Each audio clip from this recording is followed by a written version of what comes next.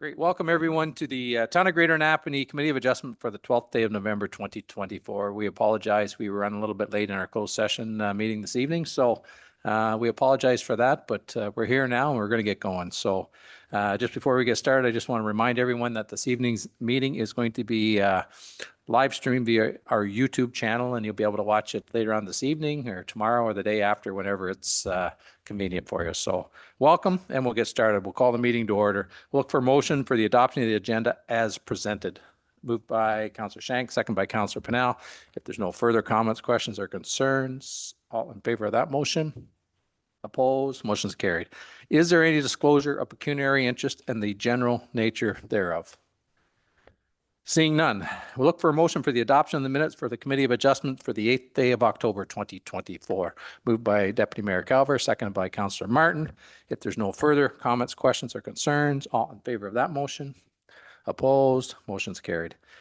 Consent applications. Land severance application PLCON 2024-023.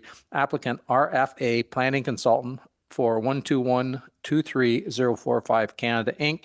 The address is 90 Mill Street West. Legal description, Plan 82E, Part Lot 25, S Mill Street, B25, 29R, 6957, Part 1. And before we get started, is there anyone here to speak for or against this application this evening? And I believe we have, sir, you're going to speak for the application. You're the planner, am I correct? Yeah, we'll give you an opportunity to speak if you want that opportunity. So, Michael, the floor is yours whenever you're ready. Thank you, Worship. The application before the committee this evening is for approval to sever a 198 square meter lot from the current 408 square meter through lot. So it has frontage on Mill Street and Water Street.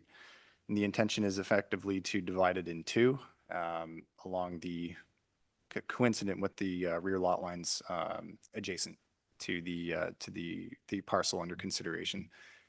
The ultimate intention is to construct a semi-detached home on both this severed parcel as well as the parcel abutting to the west that is currently developed with a single detached dwelling at 91 Water Street West. And effectively the existing dwellings at 92 and 90 Mill Street West on the north side would remain in their current configuration.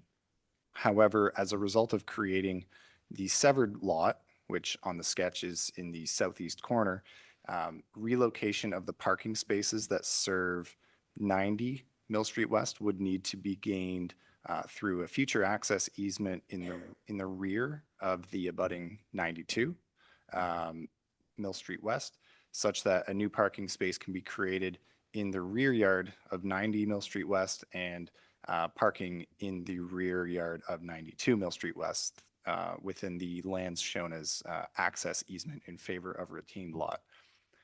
In effect, what this would result in is one parking space for 92 Mill Street West, and staff wanted to bring this to the committee's attention.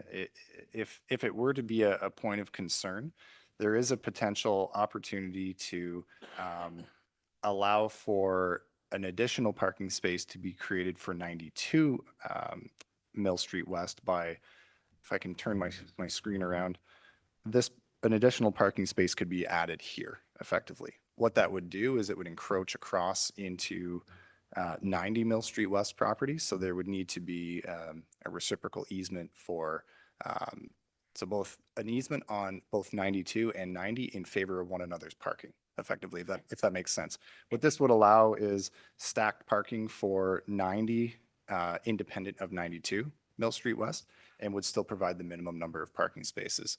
The application coming forward at the public meeting following this meeting is seeking permission to reduce that parking need from 2 down to 1. But if it's a point of concern, there is certainly that opportunity to add that in and amend the easement application to allow for that extension across into 90 Mill Street West. Through this application, staff are recommending a number of conditions, one being that a rezoning be applied for and successfully obtained to allow for the ultimate development of the semi-detached dwelling on the south portion of this landholding. In effect, it would be seeking a number of reductions which are listed in the staff report, but I'll just mention a few here. So reduction in lot area and lot frontage, which effectively are recognizing existing non-complying frontages. Lot coverage, front yard setback, again seeking to legalize an existing non-complying situation for the existing dwellings that are to remain on the north side of the landholding. Rear yard setback reduction, interior side yard setback reduction, and exterior side yard setback reduction, again recognizing the existing legal non-complying status of those existing dwellings, as well as landscaped open space and a setback from street center line, again with the recognizing the existing non-complying situation. So ultimately, staff have reviewed from a technical perspective. We've circulated the applications to agencies and the immediate neighbors in accordance with the Planning Act. We haven't received any comments, questions, or concerns from agencies or from neighbors that have been circulated. So ultimately, staff are recommending approval. One additional condition that we're proposing to impose is that a lot grading plan be provided. So it's a fairly tight lot, and we just want to be confident that ultimately the development of the land is going to be cohesive and that we're not going to create any negative drainage impacts as a result. So rezoning and lot grading are the I'll say unique conditions that we're proposing for this application. Great, thanks, Michael. Is there any questions of Michael with respect to his presentation? I'll go to Councillor Norrie and then the Deputy Mayor Calvert. Thank you, to your worship. Michael, as I remember in last term of council, with the new subdivisions, we had to make some changes to allow for multiple vehicles because this present economy, family are staying home a lot more. This flies in the face of it, the ones on Mill Street. You said you can add, so they can have two in each, because we have to be fair to everybody if you're making them have more parking. And the poor residents in the area, they have enough problems with the narrow streets and the hills and that. So I think with children playing there, it'd be safety to have two vehicles in each place so that the cars aren't on the road for the children. That's just my opinion, and I think from some of the residents too. Yep, thank you, Worship. And if that's a point of concern, as I mentioned, we have an ability to make that work by allowing for an easement to encroach for that additional parking space to meet that parking demand. So if the committee's comfortable with it, we could defer this application tonight, depending some direction from the committee to that effect. But there is that ability to amend those applications before an ultimate decision is made if there is an intention to require that additional space. Great, thanks, Michael. And I'll come back to Councillor Norrie here and see if he wants to make that by way of motion, but I'll let Deputy Mayor Calvert go first. Thank you, through your worship. Yeah, so looking at this, I mean, it looks good, other than I got to go with Councillor Norrie, the provision for two vehicles, because it's a two-story dwelling. Obviously, you're probably looking at maybe having a family live there. One vehicle to a family isn't normally suitable. And I'm looking at the driveway here coming off of Water Street to the first potential two-story, a 6-meter long driveway. That's 19 feet. Hopefully the people haven't got a full-size pickup truck, because we're going to run into the same problems where their vehicles are going to be overhanging on the sidewalk, causing issue as it has in some of our subdivisions where we've made these adjustments. I think the overall is a really neat idea, but I would like to see it come back with parking for two vehicles per unit for sure. Great, thanks, Deputy Mayor Calvert. Is there any other questions of Michael? And I'll give our consultant that's here in the body of council chambers an opportunity to speak if he wishes to. Councillor Pinal, go ahead. Thank you, Worship. Through you, Michael, are these units going to be rentals, or are they going to be sold? Through your worship, I am not entirely certain, but I will defer to the applicant's planning consultant. Good evening, sir. We're going to give you an opportunity to speak whether you want to or not. So come on up and we'll just get you to identify yourself. And I know you've probably been here before. So the rules of engagement are you have to hold the talk button, which is the button on the right as you're speaking, and then let it go when you're done speaking. So welcome, sir, and we'll just get your name for the record. Sean Legere, Senior Planner with RFA Planning Consultant. I'm the agent for this application. The units are intended to be divested of, so they'll be sold.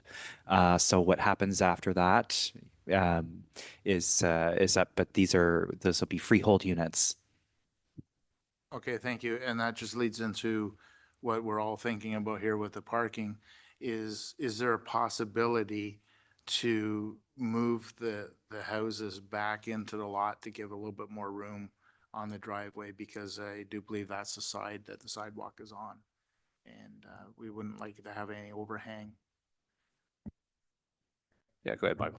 Through your worship, if the committee would like to see that in this specific instance, it's certainly something that we could investigate. What that would result in is a further reduction required for the rear yard setback. So to that say new northerly lot line to be created. So if the committee's comfortable with seeing that building shift more northerly to give space in the driveway, staff can bring back an opinion based on that. Thank you. Thanks, Councillor Pennell. Is there any other questions or comments for either our planner or Mr. Nobes? Seeing none, I do believe that we do have a direction to go in here. Does anyone, we do have our staff recommendation to accept this application. Is there anything that anyone wants to, any kind of resolution or motion anyone wants to make with respect to this evening? Councillor Nori. I don't want, excuse me, we need housing. I don't want to hold things up from the poor developers because it costs some money, but one car isn't enough, unfortunately, in this day and age. And so however the clerk figures it should be worded, but I don't want to hold the thing up for a long time, but just come back with how they can park 2 cars in each, please. Thank you, Councillor Nori. Mr. Nose, is this something that can be fairly quickly rectified? So it'll be available for our next committee of adjustment? Yeah, through your worship, consent applications can be amended up until the application, until a decision is rendered. So those changes were made in a semi-recent bill from the province. So it's going to give us a little bit of flexibility to make that modification and bring it back with a recommendation. So staff understand that component. We would be looking for some clarification around if there's a desire to see that building shift on the proposed semi-detached building to give more than the minimum front yard setback. The minimum front yard setback is 6 meters. And our parking space length is 6 meters. So it meets the bylaw today. Understanding there are lengthy vehicles that exist on the market. So shifting it northerly would give flexibility for future owners that have a larger size vehicle. But as of today, that front yard setback is compliant. Yeah, Councillor Pennell. Thank you, through your worship. Thanks, Michael. I wouldn't have any issue with this if it was on the other side of the street and we didn't have this. I think there's sidewalk there too. But if there wasn't a sidewalk, we wouldn't have an issue. But now's the time to make the change. So I'd just like to see that just a little bit. Thanks.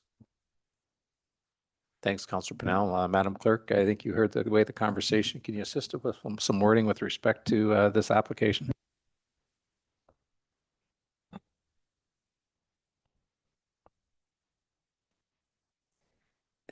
Through your worship, and Mr. Nobes can jump in if there's anything that would assist his staff, but I believe that the committee is looking to receive this report for information and defer a decision on the application to the next meeting to allow for minor modifications to include 2 parking spaces per unit and allow a reduction in rear yard setback in order to accommodate a greater front yard setback.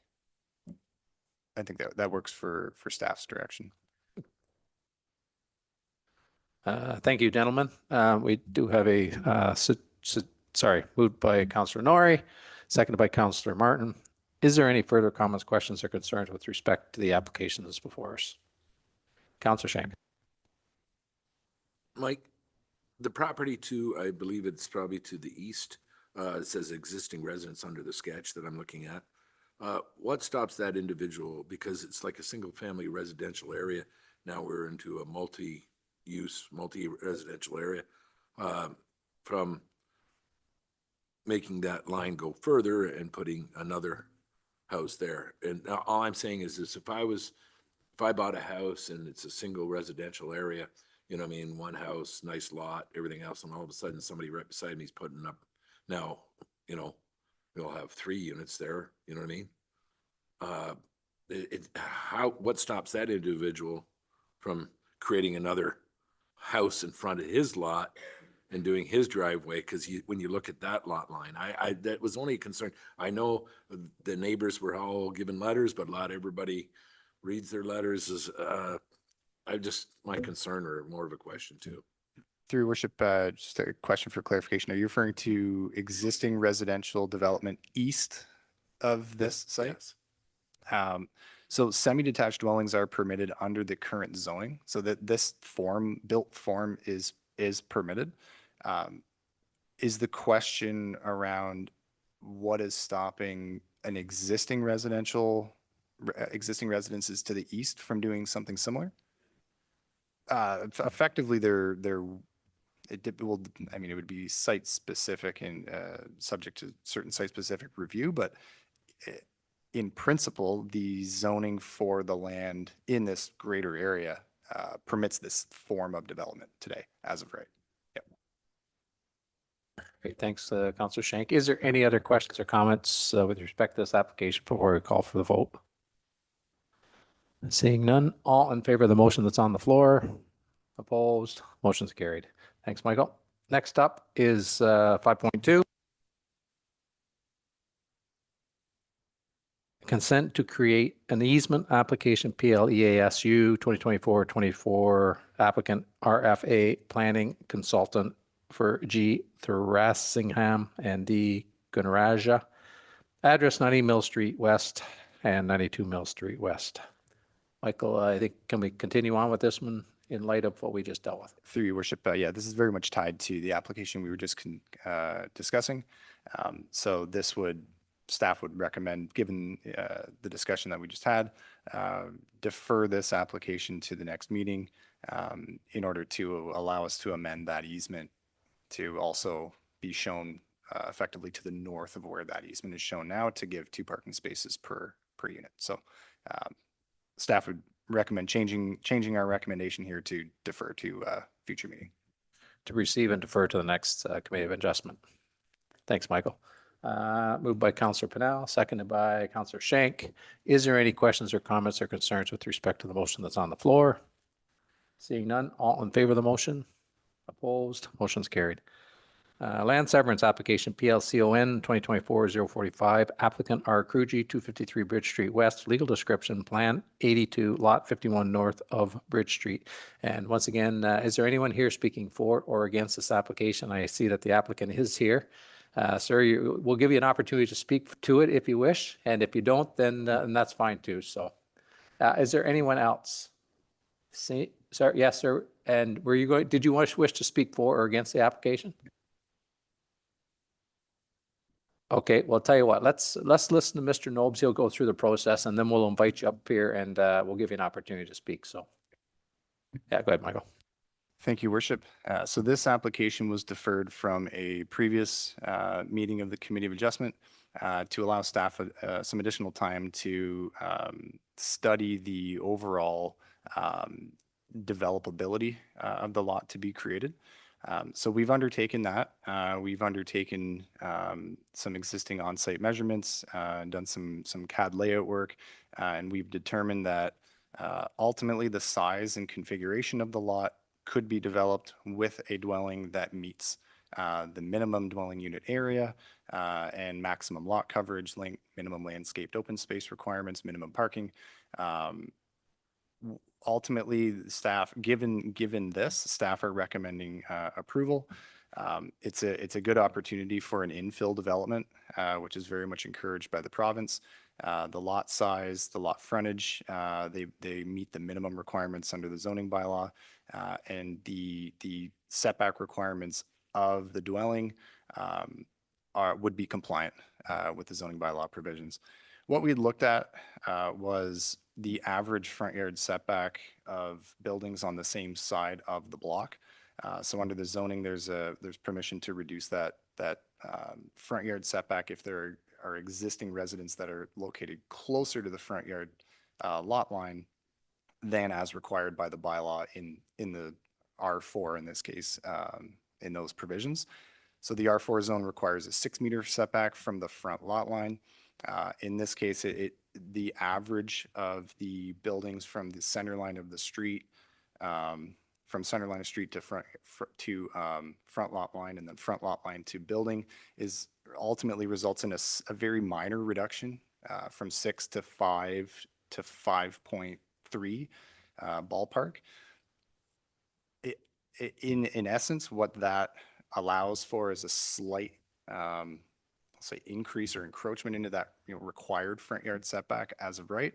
It gives a little bit of flexibility to the overall orientation and size of the dwelling itself. If that reduction weren't there, this dwelling could still meet that 6-meter setback and still meet the minimum dwelling unit area, et cetera. Staff wanted to just be confident that there's a little bit of additional flexibility there. So between the building footprint shown in the second sketch in the agenda materials, there's the opportunity to also go to a second story or have a full basement, and ultimately that would result in dwelling unit area that would more than exceed the minimum under the zoning bylaw. So given that review, we're confident that the development or the lot could be developed ultimately with the permitted uses that are included in the R4 zone, which we would foresee a single attached dwelling being constructed here. One unique condition that we're proposing to impose is that a lot grading plan, again, be provided similar to the first applications. Given the existing area and the likelihood of effectively going to the maximums of yard setbacks, we feel that it's prudent to include this as a requirement, as a condition of consent approval to validate that ultimately this development can proceed holistically. Great, thanks, Michael. Is there any questions or comments for Michael with respect to the reporter's presentation? We'll start there. Councilor Pannell. Thank you, Worship, through you. Michael, when we're talking about these lot gradings, when would you ever start to think about having a catch basin? Or are we just doing this with swells? Through your worship, this would typically be, we would most often need a catch basin in a rear yard where we're draining a larger area. So if we're just looking at one lot in particular, yes, the review will also look at, I'll say, waters coming in onto that property. But if there's a way to convey that appropriately without in-ground infrastructure, we'd prefer that through overland swales, since the municipality wouldn't need to assume additional infrastructure for future maintenance. But ultimately, it would effectively be resulting from, I'll say, a bowl in the backyard where there just is not the topography to allow that drainage to get out to the municipal road allowance. But it would be reviewed in more detail by the engineer or the land surveyor to look at that area and then hone in on the lot to be created to give very specific elevations and details for that grading. Thank you. Thanks, Councilor Pannell. Is there any other questions or comments for Michael? Seeing none, sir, did we answer any of your questions at all? If not, you're more than welcome to come up and we'll get you to identify yourself and we'll see if we can clarify some stuff for you.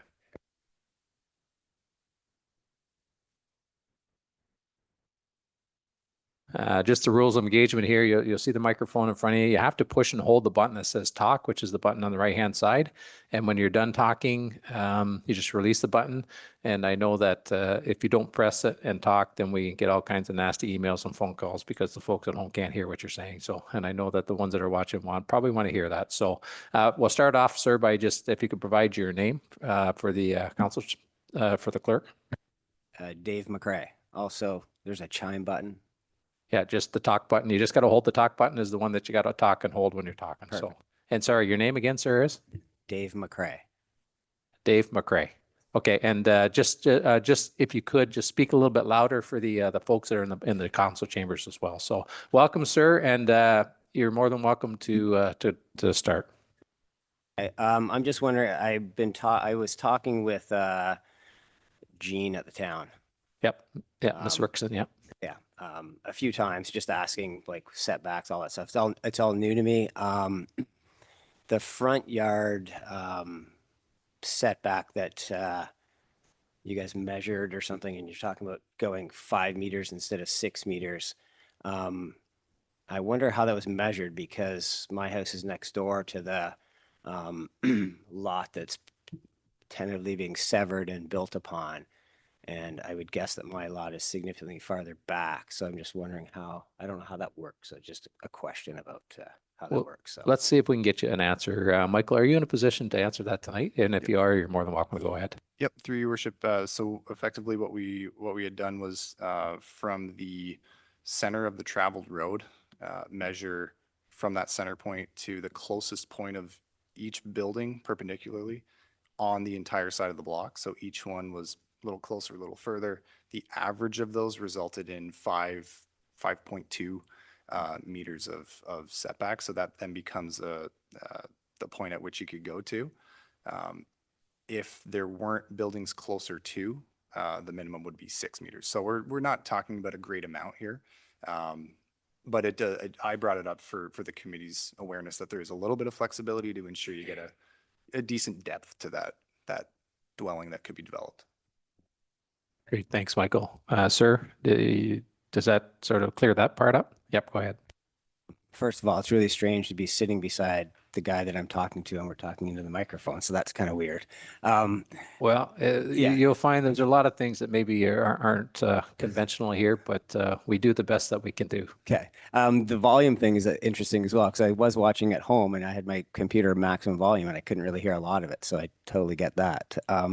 So earlier, I didn't pay attention to any other stuff, but when we were talking about Mill Street, there was a conversation about parking and 6 meters and possibly not being enough. So the parking here is side by side 6 meters, and there is a sidewalk there as well. But the house is built 5 meters from the road. So to give it space, because it's not a deep lot. Yeah, again, Michael, are you in a position to, I think you are, to answer that question? Yep. Yeah, I can address that question. So the sketch number 2 in the agenda package shows, say, the protruding or primary front wall of the building at 5 meter setback, but then I'll say there's an indent per se that would result in the required 6 meter depth for those parking spaces. So they would be say an L shape to the building slightly. And additionally, the sidewalk on York Street is curb face. So there's also a built-in, I'll say, setback as a result. So from the most outwardly edge of the sidewalk to this lot line would be in the meter and a half range ballpark, then the 6. So this is effectively from the edge of the sidewalk to the edge of the building. You're looking at 7.5 meters in that area. Great. Thanks, Michael. Is there another question, sir? So from the outside edge of the sidewalk, across the sidewalk, and the 6 meters for the parking, you said that's approximately 7.5 meters. But then previously we talked about the setback being 5 meters for the other portion of the house. I just thinking about how that looks, then I again question the setback measurement, because it seems like my house next door at 161 is significantly farther back from the road than that. Like if I was to measure across the sidewalk in front of my house plus 6 meters, where this like where the parking and the housing begins, or even 5 meters, I think that's a lot closer than my house. and the houses, the next couple houses to the north, if you were to average those things. So, yeah, I guess I'm back to that on this property. So that's one thing. The second thing is, I have a wraparound porch that faces the road and also faces south. So our entry to our house faces south. So this home, we would walk out our front door facing a home that's just on the across the edge of our driveway, which we have had the luxury of not having because the home on the corner has been empty and there's an empty yard. So we've been quite lucky to have that almost park-like property next to us. So I guess, yeah, those two things I just wonder about. And I apologize if I wasn't loud enough. That's, and again, Michael, are you in a position to answer that this evening? Through your worship, I can certainly answer part one of the two-part question, and I can provide a general comment on the second part. Although staff understand that your property would be set back, or your building rather is set back at a distance, and then the averaging the next two dwellings to the north, they're located slightly closer, very slightly. Where the calculation gets, I'll say the benefit in this case is at 181 York Street and 253 Bridge Street West. So the two most extreme lots, so the very north and the very south end, those are at a significantly reduced setback. So they bring that setback reduction down to that measured distance. So, regarding the construction of a new dwelling in close proximity to your home, there could, if this application weren't proceeding today, there could be a second dwelling constructed on this property as it exists today, given Bill 23's permissions allowing detached accessory dwelling units anywhere on municipal water and sewer services, pending meeting certain setbacks, height, parking, et cetera. This lot certainly has the flexibility that could allow that. So as of right today, there could be a dwelling that could be built right there as a secondary detached dwelling. Great, thank you, Michael. Is there any other questions or comments, sir, that you'd like to make? No, I didn't. So every house on that side of York Street was measured to get the average setback. I didn't know that. And the part about they could build whether it's severed or not, I don't know how that is really relevant. Yeah. We're talking about a building on a severed lot. Go ahead, Michael. Through your worship. So through creating this lot, it would allow for a principal dwelling, a single detached dwelling to be built. Today, through Bill 23, which was passed last year by the province, detached houses can be constructed on existing developed lots. So in this case, that's an existing developed lot. The minimum setback requirements for that style of detached additional building containing a residence would be at 1.2 meters from the rear lot line, so your abutting property line, and 1.2 meters from 253 Bridge Street West's east lot line. So effectively up in that, I'll say, northeast corner of this lot today, effectively. So that could happen today. What this resultant lot creation would do is actually push it further away from that east lot line and create a pseudo buffer to some extent. Great, thanks, Michael. Do you have anything else, sir, or does that clarify a lot of stuff for you? No, I think that's it. It's just like I printed off all this stuff and I was trying to make sense of it. It's English words, but it's not all. Yeah, It's all the language I speak. So thanks. I can appreciate that, sir. Yeah, before I got involved in this gig, it was very similar for me as well. So, thank you, sir, and thank you for bringing that to our attention. Council, is there any questions you have of the gentleman that was just here, the person that asked the questions? And if not, we do have a staff recommendation. Seeing none, we do have a staff recommendation that the committee receive for information the technical report regarding application PLCON 2024-045, and further that the application to create a 370 meter squared new residential parcel be approved, subject to a number of conditions that are contained within our agenda this evening. Moved by Councillor Pennell, seconded by Councillor Martin. Is there any further comments or questions with respect to this application? Seeing none, all in favor of the motion? Opposed? Motion's carried. Next up, minor variance application. Minor variance application PLVAR 2024-047, applicant D. Dowling, 85 Union Street, legal description, Plan 82, Lot 39 North, part north of Mill B15. Again, is there anybody here this evening to speak for or against this application? Okay, thank you, ma'am. We'll give you an opportunity to speak to it if you wish to. We'll let Mr. Nobes sort of give us a rundown as to what's going on here. So whenever you're ready, Michael, go ahead. Thank you, Worship. This application seeks minor variance approval to effectively remove an existing coverall building and replace it with a permanent garage. This section of Union Street is at a fairly minimal right-of-way width, and the lot configuration and existing development in the area is very much, I'll say, crowding the right-of-way limits on Union Street. So the applicant proposes to construct a detached garage to replace their previous coverall building. Staff flagged this as through the building permit process. So we reviewed the permit application, noted this deficient setback, and explored a few options with the proponent. Yeah, I think some folks are just having a hard time hearing at the back there, Mike. So if you could speak up a little bit. Thank you, Worship.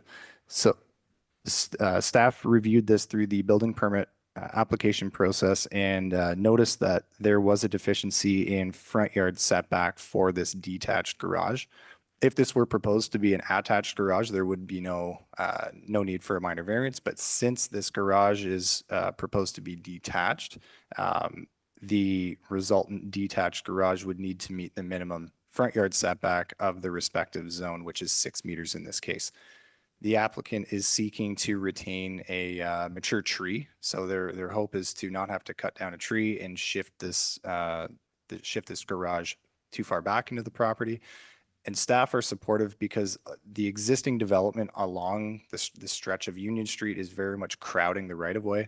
A lot of buildings are at or at a greater or reduced setback than what is being proposed under this application here.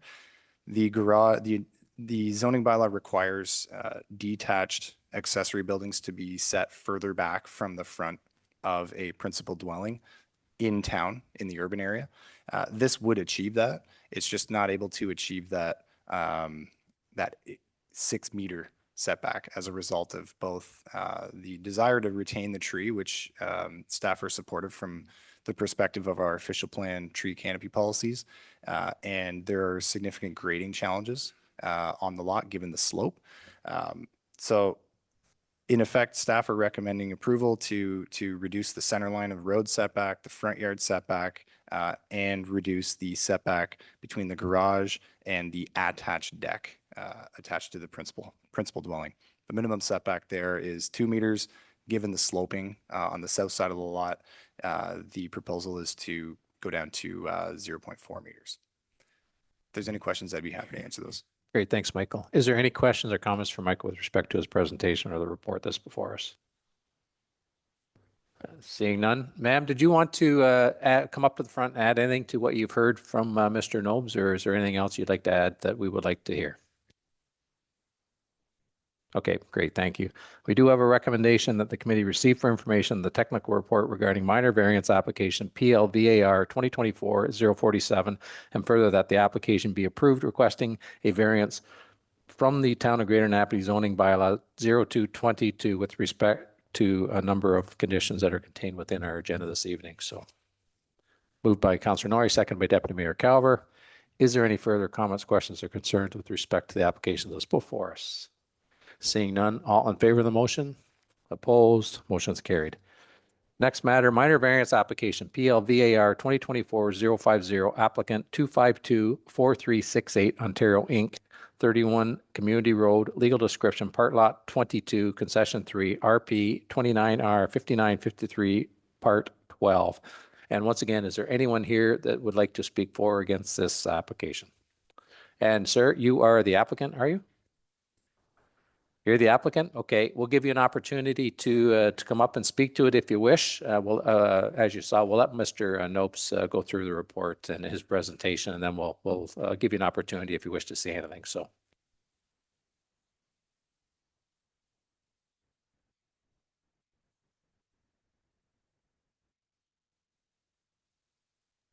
Whenever you're ready, Michael, the floor is yours.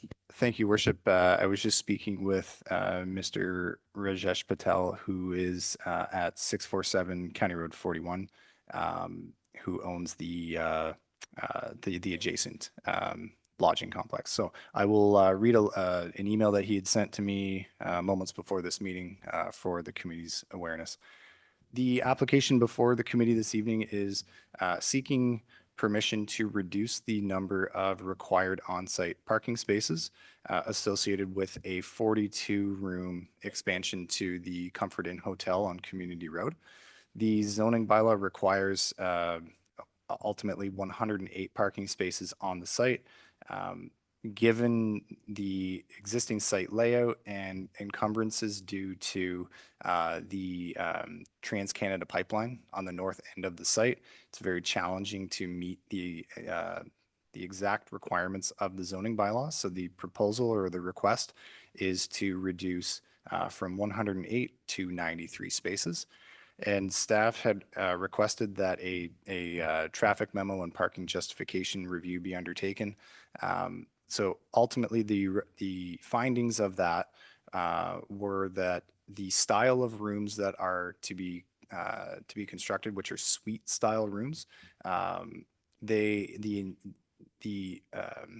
say the anticipation is that the occupancy rates associated with those would not be as great as if it were just single rooms. As in effect, the anticipation is that construction crews are going to be renting these suites as a group where they will be traveling in a number of people per vehicle.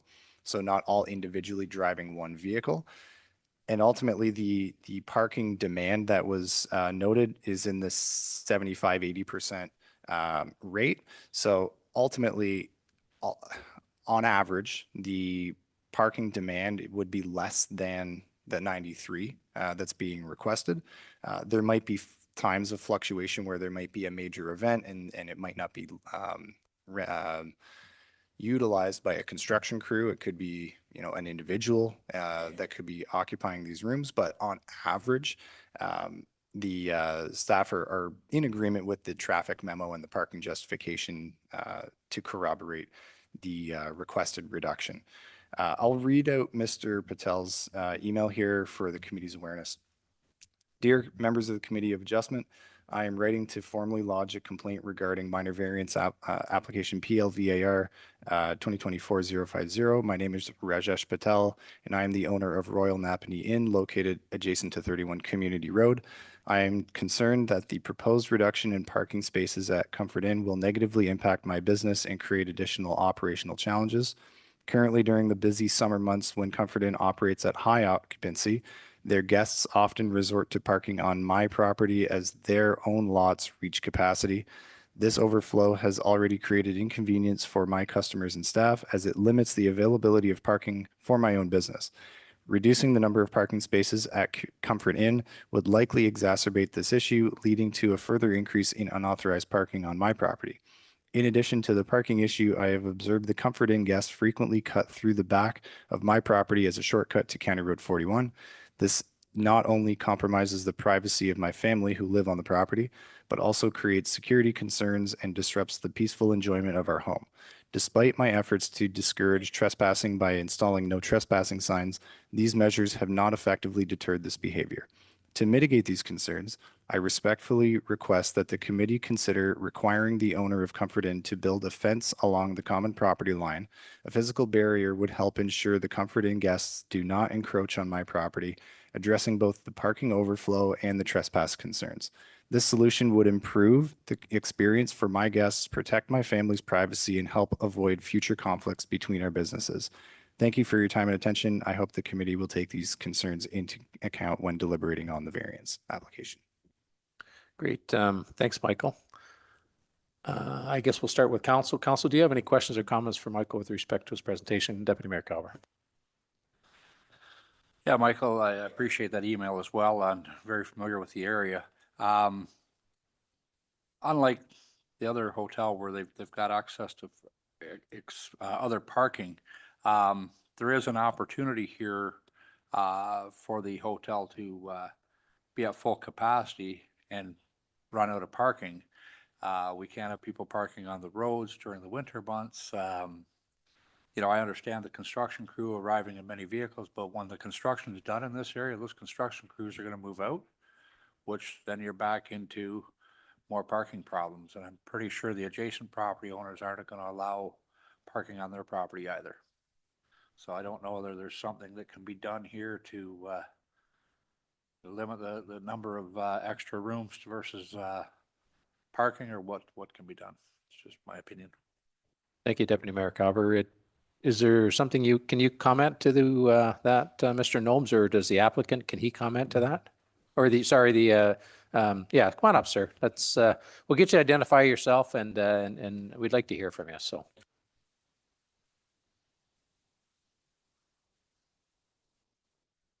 Sorry, the talk button, just push that and hold it when you're talking. Then My name is Shahid Mahmood from Comfort Inn Suites.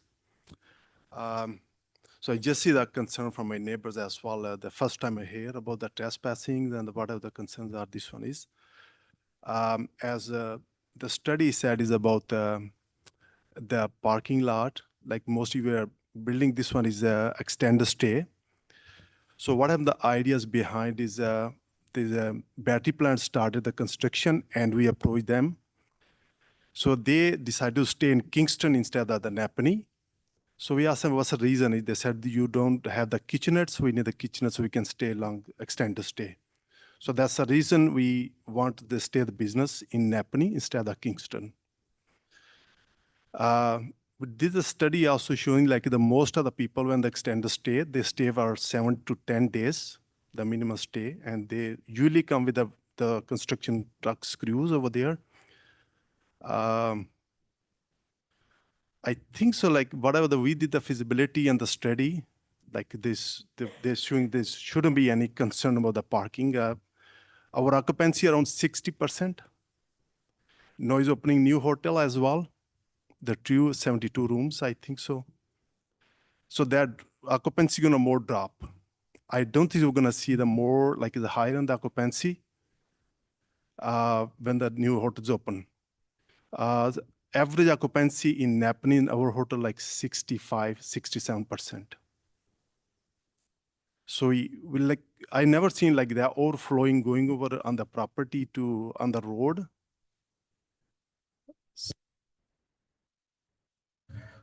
Okay, thank you, sir. Just hang tight. We may have some questions. Councillor Pennell. Thank you, Worship, through you. I think that if we have a complaint from the neighbor and there's a way around this, which is simple as building a fence along where he'd like that, and he's not asking you to reduce any rooms or anything like that, would you be willing to talk and look at putting in a fence for him? Absolutely, because our neighbor, we want to see a good relationship with the neighbors always. So we'll do whatever, like we can, I will talk with the consultants as well, and we'll figure out, definitely put the fence on it. Okay, thank you. Problems. Thank you, Councillor Pennell. Is there any other questions or comments for Michael or the applicant? Yep, go ahead, Michael. Through worship, if it's the will of the committee to see that fence be installed as requested, staff would recommend including a condition on the decision if approval is granted this evening or at a future meeting, that a development agreement be entered into that effectively binds the owner to install that fence. And the fencing would be shown on future site plan approval drawings that would articulate the ultimate end state of the expansion plans. So effectively, the agreement would bind the owner to showing that on their site plan drawings. The site plan agreement would refer back to those drawings requiring the fence. That would be the proper procedure to capture this need. And I think that's probably a good direction to go. Go ahead, Councillor Pennell. Thank you, Worship. Through you, Michael, that sounds like a great idea. How would we word that so that it doesn't become just a construction fence? You know what I mean? Like, do we put it to the neighbor's specifications? Because that might get a little bit too extravagant, or how do we do this? Through worship, I would say that it be to the satisfaction of the municipality through the site plan control approval process. So we could work with the owner's team to, whether that be a board fence, chain link, something that makes sense ultimately, but not just a temporary construction fence. Okay, great. I like that idea. Thank you. Thank you, Councillor Pennell. Is there any other questions or comments for Michael or the applicant? Just a quick brief one, Michael. So we're talking about a difference of about 15 parking spots, which in the big scheme of things doesn't seem like a lot, but sometimes it is when the parking lot is full. Is there any other provisions that we need to do? I just want to use as much caution as possible in the fact that we don't want people parking alongside the road if it's a spot that they shouldn't be parked. So I guess the question is parking alongside of the road out there available? And if it isn't, are there any other provisions that we can do to ensure that we don't end up with a traffic problem? Because I think we all hope that your facility is filled to the max on a regular basis, knowing very well that maybe sometimes it won't be so.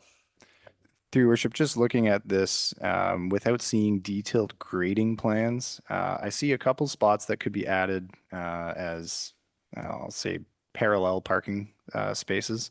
I also see a potential area that we might be able to add a couple of additional spaces. And I think what might be worth looking into is, although TransCanada typically doesn't require or doesn't permit any development within their easement lands, I know that's very true for buildings. I'm not sure about parking area. So if it's a concern that the reduction, we could defer this to the next meeting to give us time to talk to TransCanada and have the owners team look at potential slight rework in a couple little areas to add, a few spaces, if that would be the will of the committee.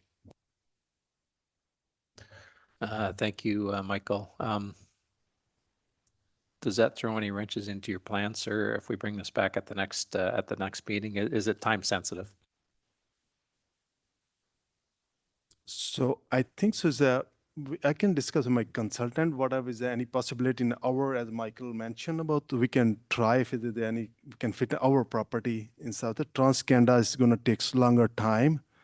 We're hoping to be sooner than later. We appreciate on that one. Yeah, no, and I can appreciate that. And as do we at the municipality would like to see it sooner than later as well. We just want to ensure that it's going to work. And I think it will. I think we've come up with some good solutions this evening, especially with the fence and that. So council, where do you want to go with this? We do have a staff recommendation, which I think we're probably going to have to slightly adjust it. Am I correct, Michael? Through your worship, it sounds like we're looking to defer this to give some comfort to the proponent.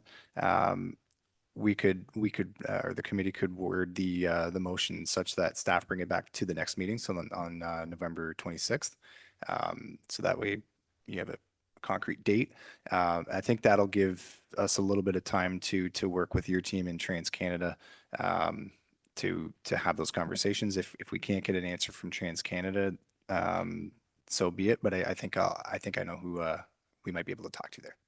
Yeah, and I appreciate your confidence, Michael, and I know that you'll make every effort to make sure that this is going to be resolved by the next meeting. So, council, we'll look for a motion. Councillor Shank, move to defer to the next Committee of Adjustment. Seconded by Councillor Purnell. Is there any other further comments, questions, or concerns with respect to the motion that's on the floor? Seeing none. All in favor of the motion that's on the floor? Opposed? Motion's carried. Thank you, sir. And we'll get this, we'll get it looked after by the next meeting. So Sure. Thanks so much. Thank you. look for a motion to adjourn. Moved by Councillor Pennell, seconded by Councillor Deputy Mayor Calver. If there's no further comments, questions, or concerns, all in favor of the motion that's on the floor? Opposed? Motion's carried. And we'll see you in about 10 minutes for the regular session of council.